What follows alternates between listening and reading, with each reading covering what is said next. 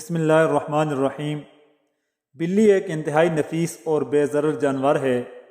بلی انسانوں کے ساتھ بہت زیادہ مانوس ہوتی ہے اور انسانی آبادیوں میں رہنا پسند کرتی ہے۔ نبی کریم صلی اللہ علیہ وآلہ وسلم اور صحابہ کرام رضوان اللہ اجمعین بلیوں کے ساتھ بہت شفقت سے پیش آتے تھے۔ بلی صاف ستھری جگہ رہنا پسند کرتی ہے اور یہ ناپاک نہیں ہوتی۔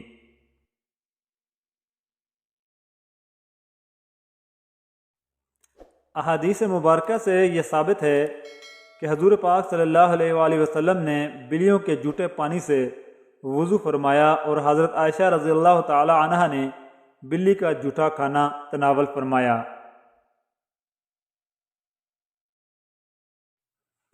ہر معاملے میں اسلام کی واضح تعلیمات ہونے کے باوجود بھی کچھ لوگ، جن میں مسلمان بھی شامل ہیں، بلیوں کے بارے میں بہت زیادہ توہمات کا شکار ہیں۔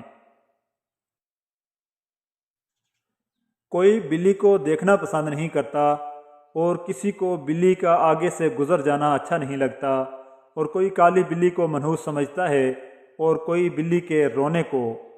اگر کوئی ایسی بات ہوتی تو ہمارے صحابہ اکرام رضوان اللہ اجمعین بلیوں سے پیار نہ کرتے۔ حضور نبی کریم صلی اللہ علیہ وآلہ وسلم ایک لشکر کے ساتھ جا رہے تھے۔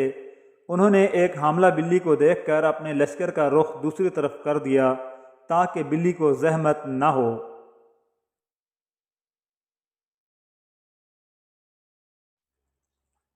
دوستو، اسلامی تعلیمات میں بلی کے کسی عمل کو بھی نحوست زدہ نہیں قرار دیا گیا۔ بلی کے رونے، سامنے سے گزرنے، بلی کے رنگ، کسی بھی چیز کا کوئی رد عمل نہیں ہوتا، بلکہ ایسے توہمات پر یقین کرنا گناہ ہے۔ اللہ تعالی ہمیں ایمان کامل دے کر ان توہمات اور بدعات سے محفوظ فرمائے۔ اور ایک بزرگ فرمانے لگے، اگر تم زندگی میں صرف ایک انسان کو سدھار لیتے ہو تو سمجھ لینا پوری انسانیت کو سدھار لیا، اور وہ انسان کوئی اور نہیں، تم خود ہو۔ اور جو لوگ کہتے ہیں نیکی کا زمانہ نہیں رہا، وہ دراصل انسانوں سے نیکی کا صلہ چاہتے ہیں۔ جو اللہ کی رضا کے لیے نیکی کرتے ہیں، ان کے لیے ہر زمانہ نیکی کا ہوتا ہے۔ یقین جانیے، زندگی اس شخص کے لیے بہت مشکل ہے جو لہجے اور رویے پڑھنے کا نہ صرف ہنر رکھتا ہو بلکہ ضبط بھی رکھتا ہو، شکایتیں نہ کرتا ہو۔ خدارا اگر آپ مخلص نہیں تو منافق بھی نہ بنیں، کیونکہ چھریوں پر شہد لگا کے کاٹنے سے زخم کبھی بھی میٹھے نہیں ہوتے، زخموں کی تاثیر نہیں بدلتی۔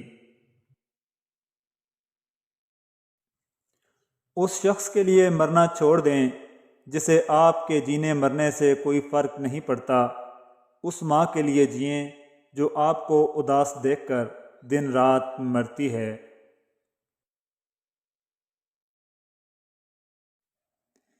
کبھی اپنی توانائی وضاحتوں میں ضائع نہ کرو۔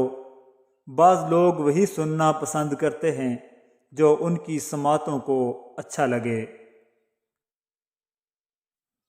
کسی سے اتنی توقعات مت رکھیں کہ توقعات ٹوٹیں تو ساتھ آپ خود بھی ٹوٹ جائیں۔